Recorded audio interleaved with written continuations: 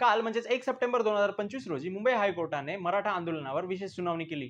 सुट्टी असताना देखील परिस्थितीचे गांभीर्य समजून घेऊन न्यायमूर्ती रवींद्र घुगे यांच्या बेंचने याचिकेवर सुनावणी केली. सुनावणी दरम्यान कोर्टाने सरकारला महत्त्वाचे आदेश दिलेले आहेत. त्यातला पहिला आदेश असा आहे, आझाद मैदानाव्यतिरिक्त आंदोलकांनी इतर ठिकाणी आंदोलन करू नये असा थेट आदेश कोर्टाने दिला आहे. दुसरा, मुंबई बाहेरून येणाऱ्या आंदोलकांना तेथेच थांबवा असा देखील आदेश कोर्टानेच दिला आहे. त्यानंतर तिसरा आदेश आहे की जे आंदोलक रस्त्यावर आहेत त्यांना रस्त्यावरून हटवा. उद्या दुपारी 4 म्हणजेच आज 4 पर्यंत मुंबईतील रस्ते मोकळे करून देण्यात यावेत असा देखील आदेश दिला आहे. त्यातील शेवटचा आदेश म्हणजेच 5वा आदेश, सामान्य मुंबईकरांचं आयुष्य पूर्वपदावर येण्यासाठी योग्य ती उपाययोजना करावी असे देखील आदेश सरकारला दिले गेले आहेत. त्याचबरोबर मनोज जरांगे पाटलांनी बिना परवानगी शनिवारी आणि रविवारी उपोषण केलं आहे आणि आमरण उपोषणाची परवानगी नसताना देखील आमरण उपोषणावर मनोज जरांगे पाटील बसले आहेत असं देखील सरकारी वकिलांनी कोर्टाच्या निदर्शनास आणले.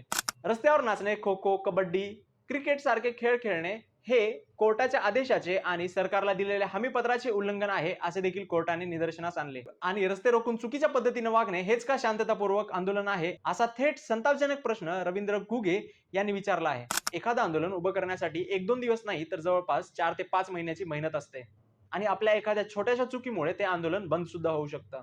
लक्षात असू द्या, तुमची एक चूक आंदोलनासाठी खूप आहे. त्यामुळे पुढचे काही दिवस जरा काळजीपूर्वक राहा. आंदोलन करण्याचा अधिकार संविधान सर्वांनाच देतो, पण तेच आंदोलन करताना आपल्या को सिटिझनला म्हणजेच आपल्या सोबतच्या नागरिकांना पण त्याचा त्रास झाला नाही पाहिजे याची काळजी सुद्धा आपणच घेतली पाहिजे.